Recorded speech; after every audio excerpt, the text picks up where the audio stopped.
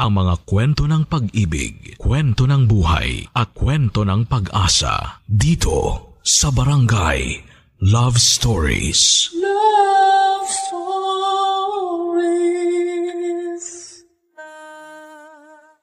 Minsan, kung sino pang may magandang katawan, siya pang magbibigay sa iyo ng pangit na karanasan. Mas mabuti pang magmahal ng taong maraming kapintasan, ngunit may ginintuang kalooban. Ikaw, kabarangay, anong katangian ng taong mahal mo ang iyong pinaka-nagustuhan? Dear Papa Dudut, pagbati po sa inyo at sa lahat ng mga nakatutok sa inyong programa, ako po si Steve, 33 years old na sa ngayon. Nagtatrabaho po ako bilang isang investment consultant sa San Fernando, Pampanga.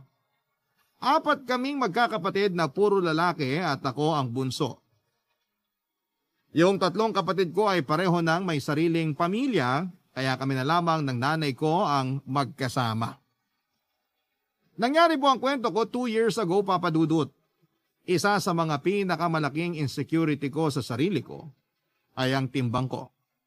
Mabuti na lamang at kahit papaano ay pinagpala po ako sa height na 5'5".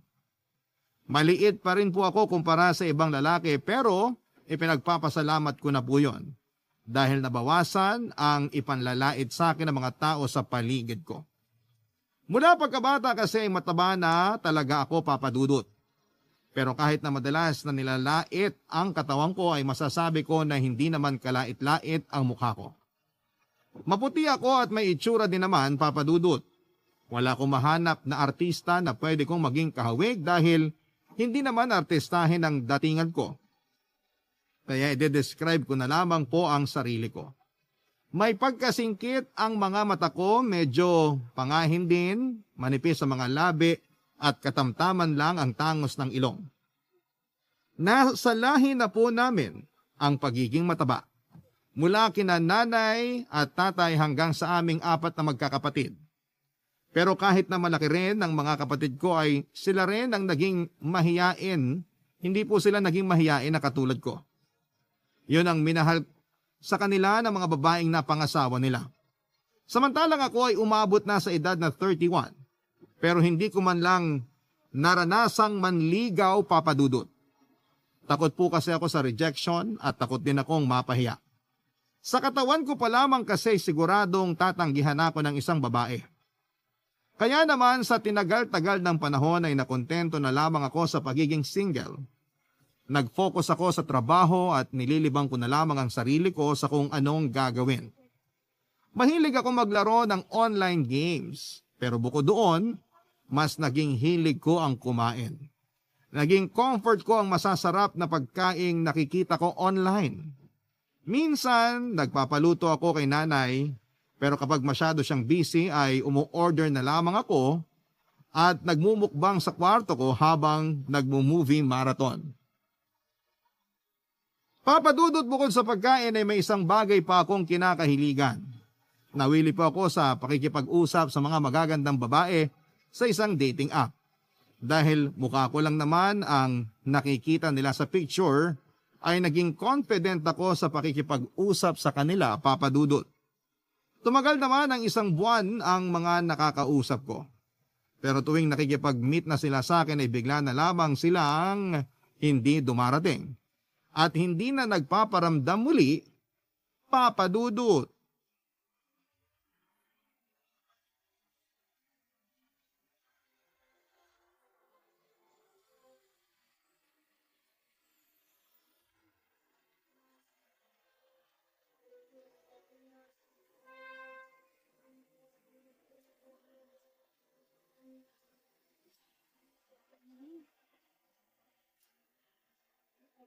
Oh, nak.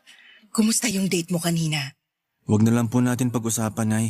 Bakit naman? Excited na excited ka pa nga kanina nung umalis ka rito. Hindi po ako sinipot nung kadate ko, Nay. Nako, kawalan niya yun kung ganun. Ang pogi-pogi ng anak ko tapos hindi sisiputin. Sigurado ako na nandun siya sa mall nung nag-chat ako sa kanya. Tapos nung nakilala niya ako, hindi na lang siya tumuloy. Hindi na ba nagparamdam ulit? Hindi na po. Magtataka pa ba ako, Nay? Pangalawang beses na yun nangyari. Dapat sanay na ako. Kung ganda lang ng katawan yung sukatan niya sa lalaking kikilalanin niya, matagal siyang makakahanap ng matino, anak. Ang hirap kasi sa ibang babae dyan. Masyadong matimbang sa kanila yung physical na itsura. Mabait ka naman, may trabaho, matalino, at pogi pa. Pero mataba. Ay nako, paano ka naman magiging okay niyan kung ikaw pa mismo nangungunang manlait sa sarili mo? Para hindi na ako magulat kapag ibang tao na po yung nagsabi sa akin. Huwag mo na isipin yung babaeng yon, nak. Hindi healthy para sa'yo na mapalapit sa mga mapanghusgang tao. Sigurado naman ako na may makikilala ka rin yan. Sino naman po, Nay? Yung mataba rin kagaya ko? Sus, ikaw naman. Nawawalan ka na agad ng pag-asa hindi pa naman end of the world ah. Baka maging single na lang po talaga ako habang buhay, Nay. Kung ako lang naman yung ide-date mo, kikilalanin muna kita bago kita tanggihan ng ganun-ganun na lang. Hindi ka man lang binigyan ng pagkakataon. Wala na po tayong magagawa kung ayaw niya sa akin, Nay. Doon pa lang sa hindi siya nagpakita sa akin. Malinaw nang hindi niya ako gusto. Akala niya siguro macho ako. Tapos natakot na nung nakita niya ako sa mall na halos hindi magkasya sa isang upuan. Nakaka-bad trip lang kasi na magkausap naman kami, interesado siya, Nay. Excited pa nga na magkita kami. Bakit? Hindi ka pa ba niya nakikita sa mga picture mo? Nakita na po. Kasama katawan? Hindi po. Ayun lang. Baka naman kasi hindi ka naging totoo sa kanya. Nagpakilala ka ba talaga bilang ikaw? Siyempre naman po, Nay. Pero dapat, sinabi mo pa rin na mataba ka para hindi siya nag-expect. Hindi mo rin naman pala siya masisisi kasi hindi ka nagpakatotoo sa kanya. Ay, sa susunod, alamin mo muna kung gusto ba nila ng mataba o yung maraming abs para alam nila yung aasahan nila sa pagkikita nyo. Tsaka, dun pa lang, makikilala mo na kung sino yung dapat at hindi mo na dapat pang kausapin, anak. Ikaw lang din naman yung masasaktan sa ginagawa mo. Alam ko naman po yun, Nay. Nahiya lang po talaga ako kasi nag-expect agad siya na maganda rin yung katawan ko. Hindi naman po kasi halata na mataba ako kapag mukha ko lang yung nakikita niya. Sa susunod, maglagay ka ng picture mo na kasama pati katawan mo. Baka naman wala na mag-reply sa akin nun. Mas mabuti yun kesa naman paasahin ka lang. Buti pa si na kuya. Parang hindi naman nahirapang magkaroon ng girlfriend. Masayahin kasi yung mga kuya mo. Tsaka hindi pa uso nun yung dating app na ginagamit mo. Kaya ikaw, huwag ka masyadong umasa sa mga nakikilala mo sa online na yan. Mas mabuti na yung kilala mo sa personal. Alisin mo na yung app mo dyan sa cellphone mo at makipagkilala ka na lang sa personal. Opo, Nay. Pagkatapos kong makipag-meet sa huling babaeng nakausap ko sa dating app, ay nangako na ako sa sarili ko na hinding-hindi na ako makikipag-usap kahit kanino mula roon. Naisip ko na tama naman si Nanay Papadudot. Mas mabuti nga na sa susunod na makikipag-date ako ay doon na sa babaeng nakita na ako at tanggap na mataba ako.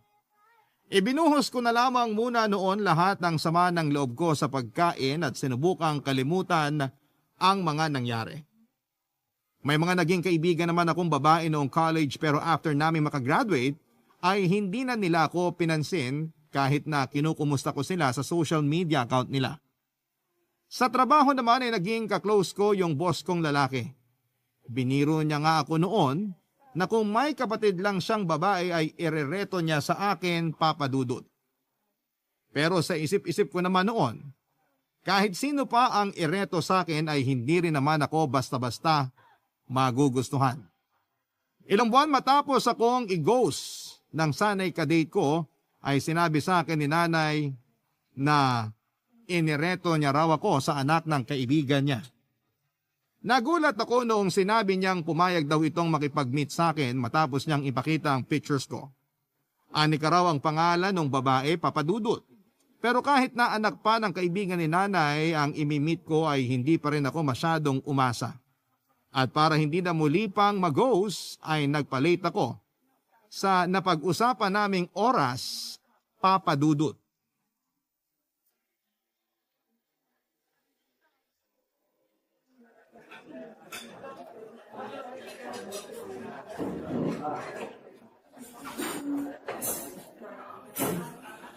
Akala ko hindi ka na darating.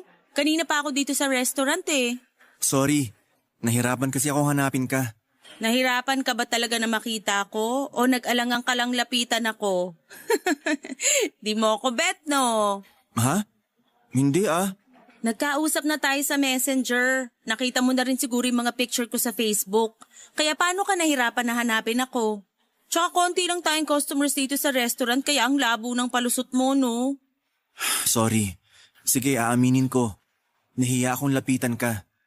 Mas maganda ka kasi sa personal, tsaka hindi ka mataba tulad ko. No worries, hindi naman ako body shamer.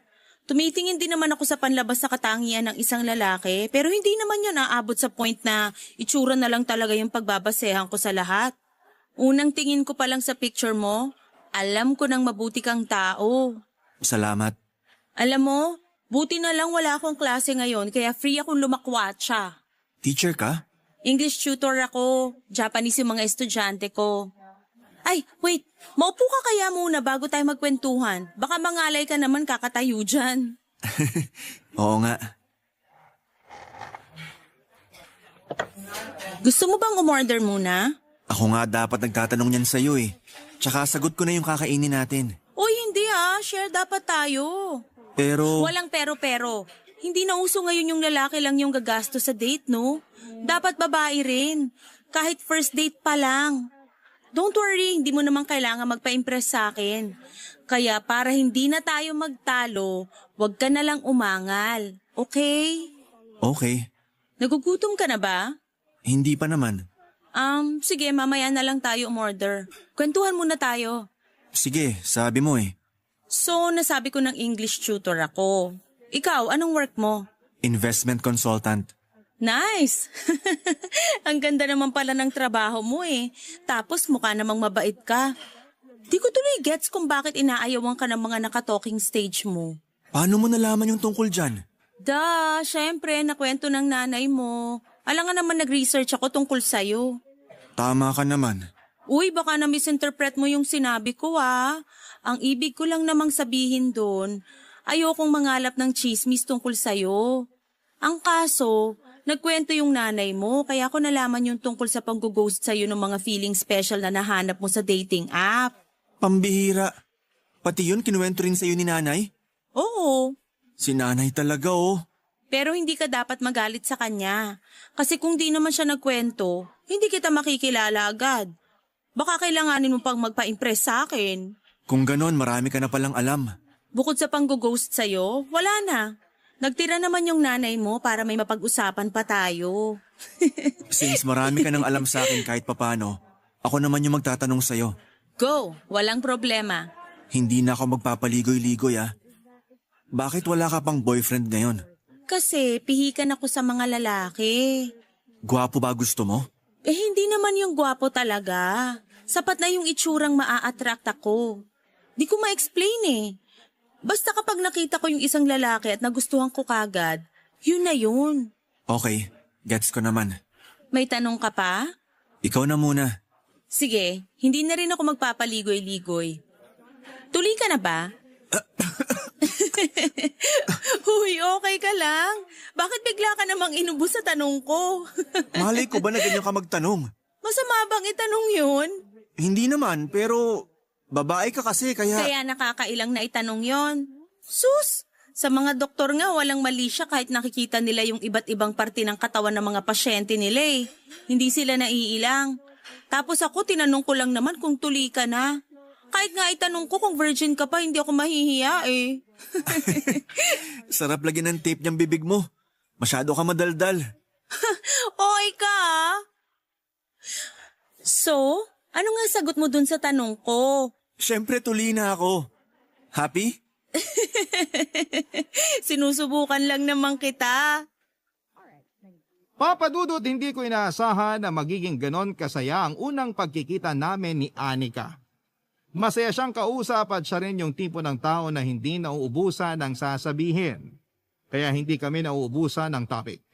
Kung hindi lang nakakahiya sa ibang customer at sa staff sa restaurant ay baka hindi na kami umorder ng pagkain at nagkwentuhan na lamang. Kahit na anong pilit ko na ako na lamang ang magbabayad ng pagkain namin, ay hindi talaga pumayag si Anika. Hindi na lang ako nakipagtalo para hindi siya mairita. Yung first date namin ni Anika ay nasundan pa ng nasundan. Hanggang sa umabot na nga ng ilang buwan yung pag-uusap namin. Mapa-chat man o personal. Kadalasan pa ay inaabot na kami ng madaling araw sa pag-uusap. Pero kahit na gustong-gusto naming kausap ang isa't isa, Papa Dudut, hindi ko sigurado kung pareho nga ba talaga kami ng nararamdaman. Noong mas nakilala ko kasi si Anika, Papa Dudut, na-realize ko na friendly naman siya sa lahat. Pero muling nabago ang iniisip ko nang siya naman ang nagayang mag-date kami. Medyo kinilig pa nga ako noon dahil first time nangyari na may babaeng nag-aya sa akin na lumabas. Pero aaminin ko rin, Papa Dudut, na kahit na ilang beses na kaming lumabas ng magkasama, ay naiilang pa rin ako sa mga taong nakakakita sa amin. Hindi ko maiwasang isipin kung ano ang mga komento nila dahil sa unang tingin pa lamang ay hindi talaga kami bagay ni Anika.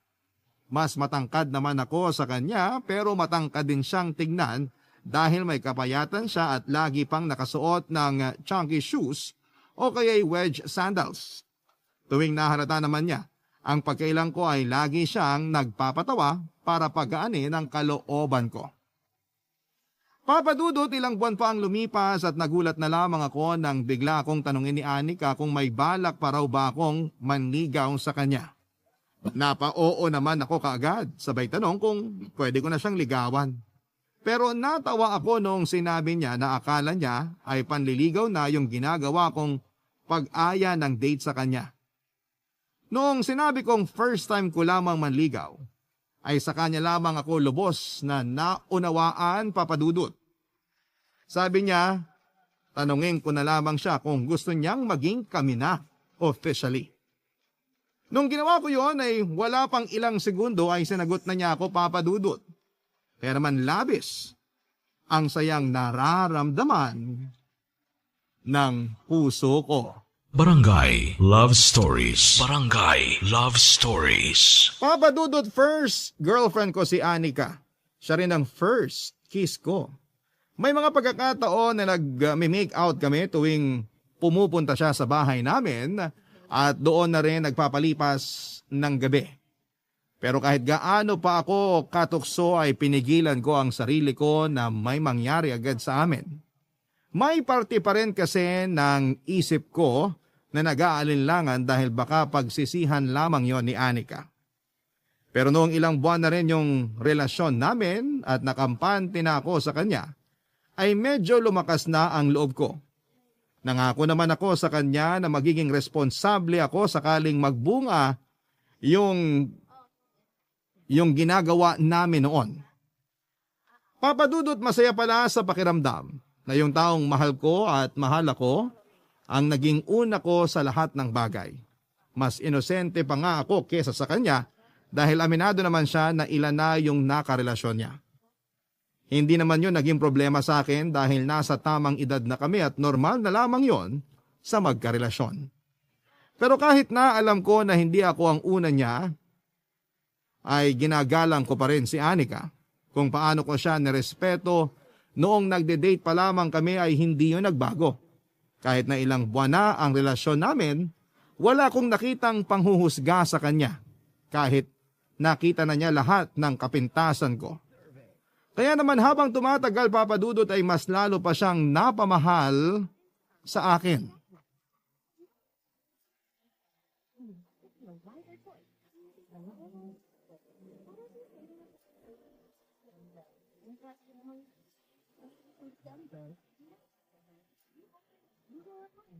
Nak, mukhang napapadalas na yung pagtulog ni Anika dito ah.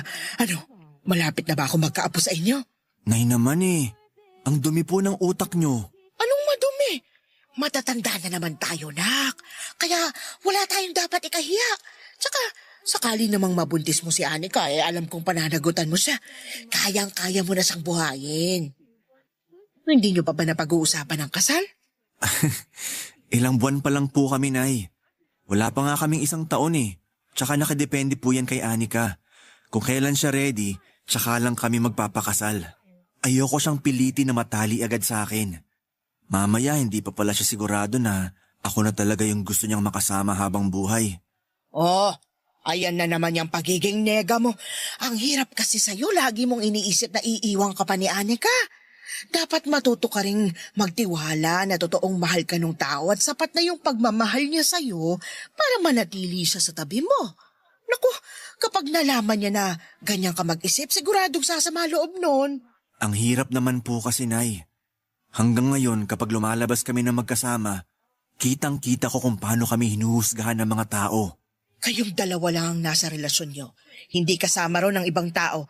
Kaya bakit mo iisipin ang opinyon nila?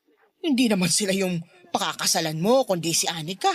Pero parte rin po ng buhay natin yung mga tao sa paligid. Palagi ko pa rin silang makikita tuwing lumalabas ako. Nasa sayo naman yan kung magpapaapekto ka sa kanila o hindi eh. Isipin mo na lang, nagagwapuhan sila sa'yo kaya kanila tinitingnan. Napakabolera niyo po talaga, Nay. Sus! Baka hindi mo alam. Hindi lang si Anika yung patay na patay sa'yo. Meron pa po ba? Yung anak ng kapitbahay natin. Lagi akong tinatanong nun kung nandito ka na. Mukhang alam na alam yung oras ng uwi mo eh. Yung singkit ba nating kapitbahay yung tinutukoy niyo? Oo, siya nga. Kaya wag mong isipin na lahat ng tao sa paligid mo mapanghusga at pinagtatawanan ka ha. May iba dyan na makausap ka lang, sobrang saya na. Nay, may girlfriend na po ako. Ayoko na makipagkilala o makipaglapit pa sa ibang babae. Sa tono niyo kasi parang gusto niyong i-entertain ko pa siya eh. Baka kung ano pang isipin ni Anika. Alam ko naman. Kaya nga kapag nagtatanong sinasabi kong kasama yung girlfriend mo para hindi na siya mangulit. Salamat, Nay. Anak, may sasabihin pala ako sa'yo. Ano po yun, Nay? Yung ex-boyfriend ni Anika, nakita raw ni Mari kahapon. Po? Umuwi na raw galing South Korea. Hindi niya kasi nabanggit sa akin yung tungkol sa ex niya. Baka naman ayaw na niyang pag-usapan. Sabi naman ni Mari, 2 taon na raw na wala yung dalawang yun. Nung tinanong ko kasi siya kung bakit wala pa siyang boyfriend, sabi niya pihikan daw siya sa lalaki. Pero hindi niya nabanggit yung tungkol sa ex niya. Pero alam mo naman na may mga nakarelasyon na siya dati, hindi ba? Opo, Nay. Pero hindi na rin naman ako nagtanong tungkol sa kanila. Parang nag-iba lang yung pakiramdam ko dun sa sinabi niyong ex ni Anika. Yun bang parang may hindi magandang maidudulot yung pagdating niya? Sinasabi ko na nga ba, magpapakanega ka na naman. Alam mo nak, ang mabuti pa, kausapin mo si Anika. Sabihin mo na nabanggit ko yung tungkol sa ex-boyfriend niya para mabuksan yung usapan. Mas mabuti ng pag-usapan niyo yon kesa naman mabaliw ko sa kakaisip dyan. Paano kung magkabalikan sila? Mukhang malabo yung sinasabi mo. Mahal na mahal ka kaya ni Anika. Hindi lang po talaga ako mapakali. Wala na po bang ibang nakwento sa inyo yung mama ni Anika? Meron pa naman. Sabi niya, kaya raw naghiwalay yung dalawa dahil ayaw ni Anika ng LDR. Yung boyfriend naman niya na yon, kailangan na talagang umalis para magtrabaho. Kaya ayun, nakipaghiwalay na lang ng tuluyan si Anika. Wala na pong ibang dahilan? Oo, bakit parang gusto mo pa ng mas malala pang dahilan? Kung mas malala sana yung dahilan, mas malabo yung chance na magkabalikan sila. Papa Dudut, matapos kong malaman na nakauwi na pala sa Pilipinas ang ex-boyfriend ni Anika, ay hindi na talaga ako napalagay. Gustong-gusto kong buksan ang usapan tungkol doon, pero hindi ko magawa. Baka si Anika naman ang maggalit sa akin dahil gusto pang ungkatin ang nakaraan niya. Habang tumatagal ay palala ng palala ang insecurity ko, Papa Dudut. Lalo na noong nakita ko ng personal si Jacob. Yun daw ang pangalan ng ex-boyfriend ni Anika. Maayos siyang manamit at mukhang kagalang-galang. Maganda rin ang tindigan at halatang alaga sa workout ng katawan. Hindi man siya kagwapuhan pero malakas naman ang kanyang dating lalo na't bumagay sa kanya ang pagkamoreno niya. Siya yung tipo ng lalaki na pagtitinginan ng mga kababaihan at titilian din ng ibang mga tao kapag napadaan. Sa madaling salita ay effortless sa kanya ang pagpapa-impress sa mga babae. Samantalang ako kahit magsuot pa ako ng pinaka mahal na damit, at magkakulay gold sa mga suot na alahas ay malabo pa rin akong magustuhan ng mga kababaihan, Papa Dudut. Sinubukan kong mag-diet kahit gaano pa kasarap yung mga comfort food ko ay hindi na muna ako nagpatukso. Ikinatuwa yun ni Anika noong nalaman niya na nagsisimula na akong magpapayat. Akala kasi niya ay nagiging health conscious na ako pero ang hindi niya alam ay ginawa ko lamang yon dahil sa insecurity ko kay Jacob. Isa pa ay gusto ko na rin na maging katanggap-tanggap sa paningin ng ibang tao. Naisip ko kasi na kung hindi siguro ako mataba, baka kiligin pa sila sa aming dalawa ni Anika. Kaya naman ginawa ko ang lahat. Makapagpabawas lamang ng timbang, Papa Dudut.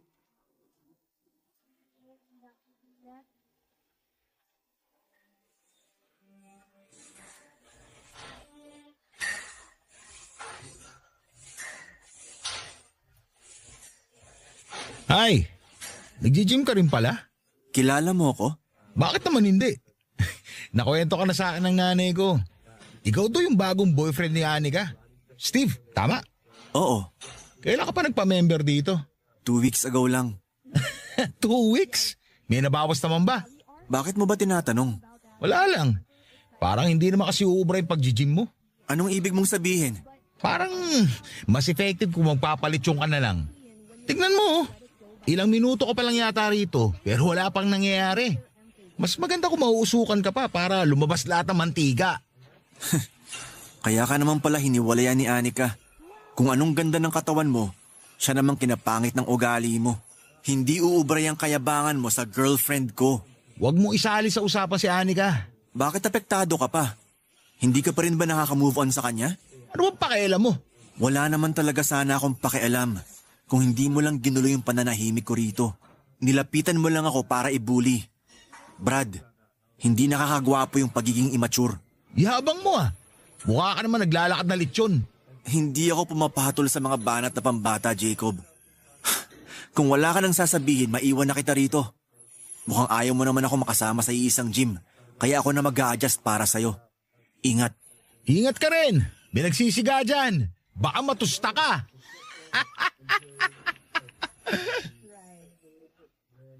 Babe, saan ka pupunta? Uuwi na ako. Ha? Ilang minuto ka pa lang ah. Sasamahan pa naman sana kita. May bully kasi dun sa loob. Ano? Pwede natin siyang ireklamo sa... Babe, wag na. Lumayo na lang tayo sa gulo. Gusto ko nang umuwi. Kumain na lang tayo ng ramen. Akala ko ba nagda-diet ka? Cheat day muna. Tapos bukas cheat day uli? Hay, hindi naman sa ayaw kita pakainin, pero akala ko talaga nagiging health conscious ka na. Kaya nga natuwa ako nung naisipan mo mag-gym eh. Madidisappoint ka ba ng sobra kung hindi ko na itutuloy yung pag-gym ko? Syempre hindi. Ikaw pa rin naman yung magdedesisyon para sa sarili mong katawan. Kung gusto mo ng ibang paraan para magpapayat, okay lang. O kung hindi talaga kaya, hayaan mo na. Basta mag-ingat ka na lang sa mga kinakain mo, saka mag-vitamins ka. Babe, may kailangan pala akong itanong sa'yo. Ano yon? Nag-usap na ba ulit kayo nung ex mo? Sinong ex? Si Jacob?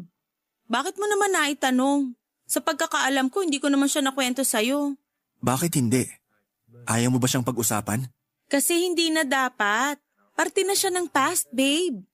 Kahit nga yung iba kong nakarelasyon, hindi ko na binanggit yung pangalan sa'yo, di ba? Naging honest naman ako. May problema ba tayo kay Jacob? Nasa loob siya. Ano? Nauna lang siya ng konti sa'yo. Kaya ba iniisip mo na nag-usap na kami kasi akala mo sabay kaming pumunta dito? Sorry. Sinabi ko na sa'yo, naging honest ako na may mga nakarelasyon ako noon. Hindi ko lang sila ginustong pag-usapan.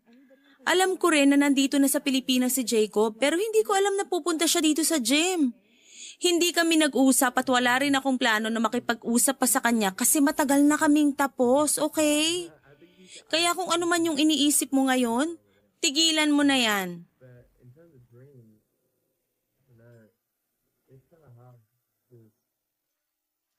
Papa Dudut, muntik pa kaming magkatampuhan ni Anika nang dahil doon. Mabuti na lamang at napag-usapan din naman namin ng maayos kinagabihan. Naniwala naman ako sa kanya na hindi talaga sila nag-uusap ni Jacob kahit na halos magkalapit lamang ang bahay nila. Sakali man daw na magkausap sila ulit ay sisiguraduhin niya na hindi na babalik ang dating samahan nila ni Jacob dahil hindi niya ugaling makipagbalikan sa kanyang ex. Sa pagkakataong yun ay nagtiwala ko kay Anika, Papa Dudut. Pero yung pag-gym ko ay hindi na talaga nasundan pa. Nasayang lang tuloy ang membership ko noon. Sinubukan ko yung juice diet pero hindi naman umubra. Kung tinuloy-tuloy ko pa yon ay baka ma-hospital na ako sa mga sumunod na araw. Kung ano-ano pa ang mga sinubukan ko na hindi rin naman nakatulong sa katawan ko, kaya tinigilan ko na lamang, Papa Dudut. Naawa na rin kasi ako sa sarili ko. Hindi ko nga po akalain na makakaranas din pala ako ng anxiety. Dati naman kasi kahit marami akong naririnig na hindi magaganda, ay hindi naman umaabot sa puntong maapektuhan ako ng sobra. Nakaranas ako ng insomnia at tuwing lumalabas naman kami ay nakakaroon na rin ako ng panic attacks na ikinabahala na ni Anika. Sinabi niya rin yon sa nanay ko kaya silang dalawa na ang kumumbinse sa akin na magpakonsulta sa doktor, Papa Dudut. Barangay Love Stories. Barangay Love Stories. Papa Dudut, makalipas ang ilang linggo matapos akong kumonsulta sa psychiatrist, ay mas naging maayos na ang pakiramdam ko. Hindi naman nawala yung pakiramdam na nahihiya ako sa katabaan ko pero hindi na katulad ng dati.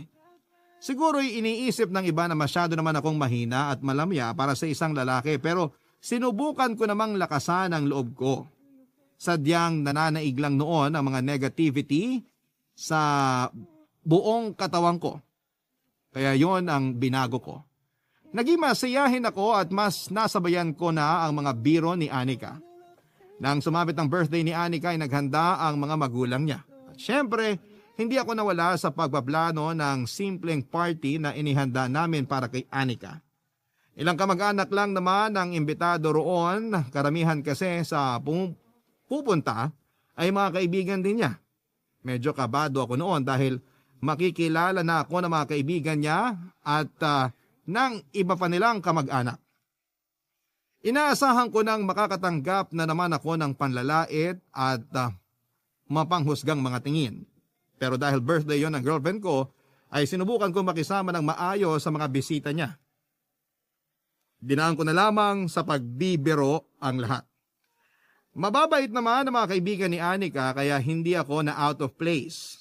Sinakyan nila ang mga biro ko at aliw na aliw sila sa mga sinasabi ko kaya natabunan ang hiyang nararamdaman ko ng mga oras na yon. Pero noong patapos na ang birthday party ni Anika ay bigla siyang nawala kaya hinanap ko muna siya.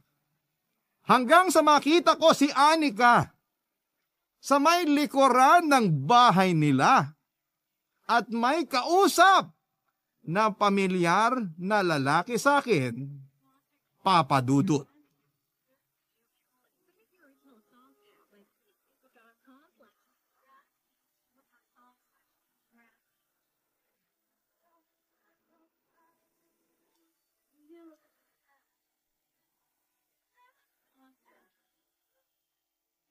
Anong ginagawa mo rito sa birthday party ko? Hindi ka naman imbitado. Ganyan ka na ba talaga sa akin ngayon? Parang wala naman tayo pinagsamahan yan. Bakit? Ano pa bang inaasahan mo? Maayos naman tayo naghiwalay noon, di ba? Bakit parang galit na galit ka sa akin? Saka ikaw naman yung nakipaghiwalay. Ako nga dapat yung nagagalit sa'yo. Talaga? Magagalit ka sa akin, Jacob? Nagpakahirap ako maghanap ng trabaho noon para sa ating dalawa. Para hindi mo na kailangan magtrabaho sa South Korea. Okay naman yung sweldo, di ba? Kayang-kaya ng tulungan yung pamilya mo pero mas pinili mo pa rin umalis kasama yung batchmate mo na may gusto sa'yo. Malamang kasama ko siya. Siya yung tumulong sa akin na magkatrabaho doon. Mas malaking sweldo sa kumpanyang pinasukan ko ron. At mas mabilis nakapagpundar yung mga magulang ko dahil sa trabaho ko. Kaya pwede ba? Huwag mo na ipilit yung trabahong sinasabi mo. Trabaho ba talaga yung dahilan kaya kating-katik kang umalis? O para maging legal na kayo nung babaeng yon? Hindi ako tanga, Jacob. Alam ko na may namamagitan na sa inyo noon pero nagpatay mali siya lang ako kasi mahal na mahal kita noon. Niloko ko na nga lang yung sarili ko eh. Pinaniwala ko yung sarili ko na ako lang yung mahal mo para hindi ako mag-isip ng kung ano-ano. Walang basehan yung mga sinasabi mo. Yan kasi yung hirap sa'yo. Lagi kang tamang hinala. Galit na galit ka. Pero sino ba ngayon yung mauunang ikakasal? Kunwari ka pa nasaktan. Pero naghanap ka rin naman kagad ng iba. Mas katanggap-tanggap pa nga sana kung kagaya ko man lang yung naging boyfriend mo. Hindi ko naman alam na nag-iba na pala yung taste mo ngayon. Mas gusto mo na yung pwedeng gawing unan at salbabida. Huwag mong iniinsulto na ganyan si Steve. Oo, mataba siya pero wala ka namang binatbat sa kanya. Ako? Walang binatbat sa baboy na yon? Sus, kayang-kaya ko nga lumpuhin sa harap mo yan eh. Diyan ka naman magaling. Puro ka kayabangan. Sinungaling ka pa. 2 years na pero ayaw mo pa rin aminin na nakipagrelasyon ka na sa iba habang tayo pa. Huwag ka nga sumigaw. Ano? Nagpapansin ka sa mga bisita mo? Gusto mong kawan at panigang ka nila kapag nalaman yung pinagsasabi mo. Bakit parang takot na takot ka? Alam mo, pumunta lang ako talaga rito para makipag-ayos sa'yo eh. Pero kung saan-saan na napupunta yung usapan, kung ano-ano na ibinibintang mo sa akin. Lahat ng sinabi ko, totoo. Kaya kung magsisinungaling ka pa rin hanggang ngayon, umalis ka na. Kahit nga magsabi ka ng totoo, wala nang magbabago eh. Tsaka kung inaakala mo na hinihintay ko yung pag-uwi mo dito sa Pilipinas, pues, nagkakamali ka. Napakayabang mo. Sino ba pinagmamalaki mo, ha? Sa bagay, may pagmamalaki ka nga pala. Literal na malaki. Tigilan mo nga yung kakalait mo kay Steve. Makapagsalita ka, kala mo napaka-perfect mong tao. Kala mo ba hindi ko alam? Pinatulan mo lang yung baboy na yon kasi nakikita mo sa kanya yung best friend mong namatay nung high school ka pa lang. Ang yabang-yabang ng Steve na yon. Hindi niya alam. Kinakaawaan mo lang naman talaga siya. Hindi totoo yung sinasabi mo. Totoong mahal ko si Steve. Hindi ko siya kinakahiya at mas lalong hindi ko siya kinakaawaan. Bahala ka nga. Bibigyan na nga sana kita ng pagkakataon na maging tayo ulit. Pero, mas pinili mo pa yung lalaki na magiging kapintasan mo rin. Huwag mo akong itulad sa'yo. Hindi tayo pareho mag-isip. Ikaw kasi gusto mo maganda, sexy. Yung dapat perfect sa paningin mo yung babaeng papatulan mo. Pero ano nangyari? Nagtagal ba kayo? Iniwan ka rin naman eh. Tapos ngayon makikipagbalikan ka pa sa akin? Hindi na, Jacob. Maghanap ka na lang ng ibang babaeng maloloko mo.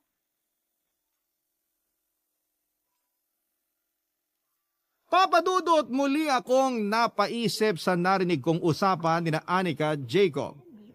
Doon ko napagtanto na marami pa pala akong hindi alam sa girlfriend ko. Marami pa pala siyang hindi sinasabi sa akin. Sa dami ng mga napagkwentuhan naming dalawa ni minsan ay hindi niya nabanggit yung best friend niyang namatay. Napaisip ako noon kung bakit nangyari yon sa kaibigan niya. Gustong gusto ko na siyang tanungin pero hindi ko pa magawa dahil marami pa siyang bisita. Hinintay kong matapos yung birthday party ni Anika bago ko siya kinausap. Nanatili lamang akong nakaupo sa isang sulok habang pinapanood ang mga bisita niya. May mga lumalapit pa rin sa akin para magpakilala dahil alam na nilang boyfriend ako ni Anika pero tuwing naiiwan na ulit ako ng mag-isa, ay naglalaro sa isipan ko yung mga pinag-usapan nila. Mula sa tunay na dahilan kung bakit siya nakipag-break kay Jacob at sa best friend niya na naging mahalaga rin sa buhay niya, Papa Dudut. Hindi naman masama na isekreto niya yung ibang bagay sa nakaraan niya para magkaroon pa rin siya ng privacy. Pero masarap din sa pakiramdam kapag buo ang tiwala sa iyo ng partner mo na magkwento ng tungkol sa mga naging karanasan niya sa buhay. Malungkot man ito o masaya, ang kaso iba yung pakiramdam ko sa sinabi ni Jacob na pinatulan lamang ako ni Anika dahil nakikita niya sa akin yung best friend niya. At para mabigyan linaw ang lahat, kinausap ko na lamang siya, Papa Dudut. Lahat ng ginagawa natin paghihirap ngayon, mag-accumulate to para na rin sa atin at sa pamilya natin. The search for the Monster Scholar 22 from the station that believes in the power of education. Manila Province, Monster, RX 3.1. Babe, pwede ba tayo mag-usap sandali? Tungkol saan? Pwede bang bukas na lang, babe? Pagod na kasi ko eh. Kakaalis lang ng mga bisita. Sandali lang to. Tungkol saan nga? Diretsuhin mo na lang kaya ako. Baka mamaya kung ano na yan ha. Si Jacob. Narinig ko yung pag-uusap nyo kanina. Nakita kita dun sa likod ng bahay nyo, kausap mo siya. Hindi ko naman sinasadyang marinig pero Na-mention na naman ako nung mayabang mong ex eh. So alam mo na. Ang alin? Yung mas malalim pang dahilan kung bakit nakipag-break ka sa kanya? O yung tungkol sa best friend mo? So alam mo na nga. Oo. Yung kay Jacob malinaw na sa akin eh. Hindi mo na siya mahal, di ba? Hindi na, matagal na kaming tapos. Bakit babe?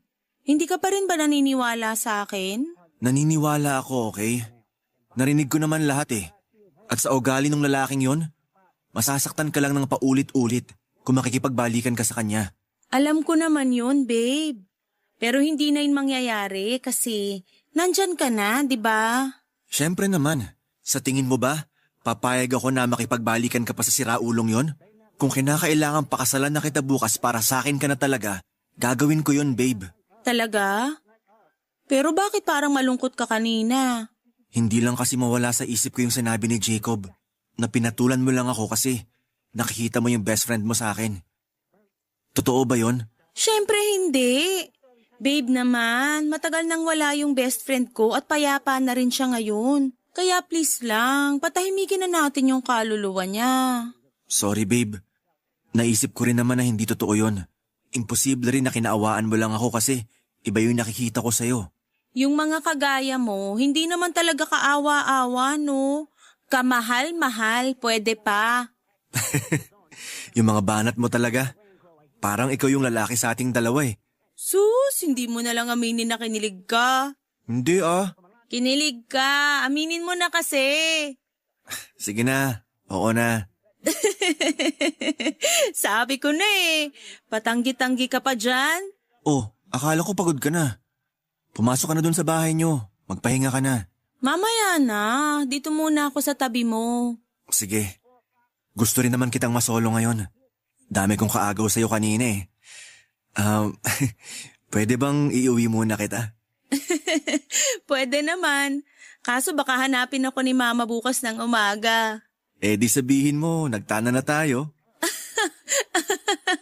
Sa edad nating to, magtatanan pa ba tayo?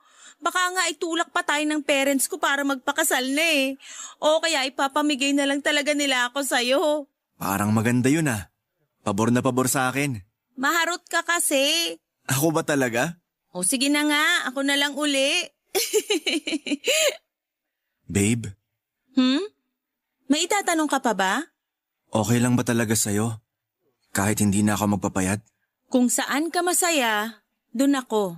Magiging masaya lang ako kapag hindi ko na kailangang isipin yung sasabihin ng ibang tao tuwing magkasama tayo. Eh di wag mong isipin. Focus ka lang sa akin kapag kasama mo ko. Babe, gusto ko pa rin ituloy yung pagpapapayat ko. Sure ka na ba? Oo, basta sasamahan mo ko.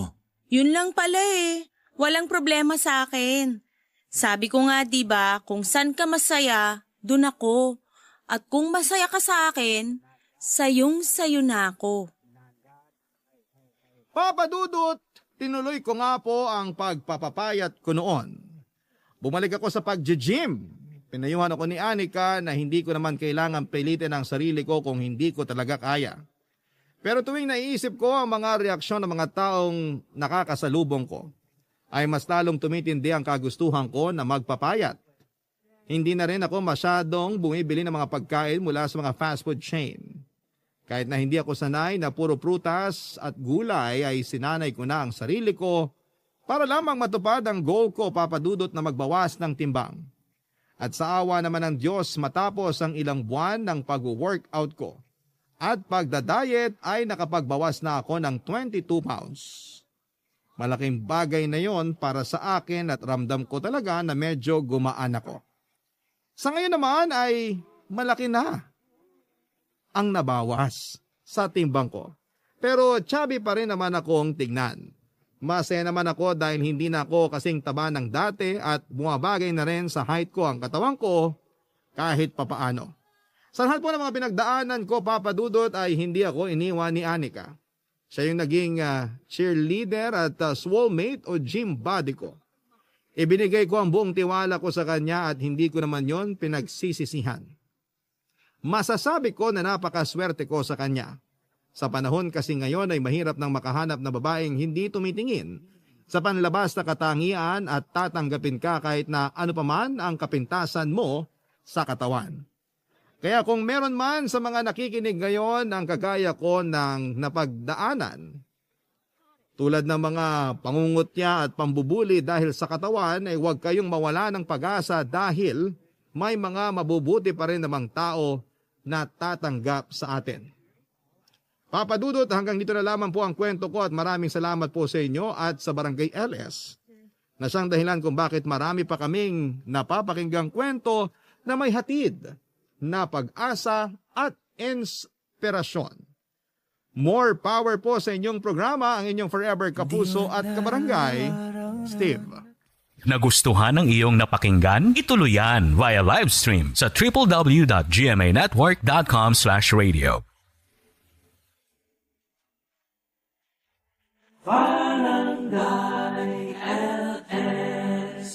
Forever.